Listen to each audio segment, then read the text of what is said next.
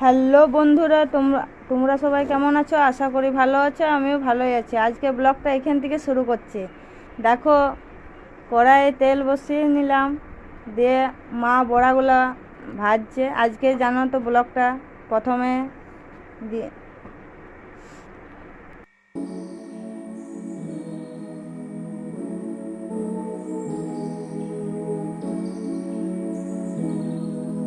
বস বস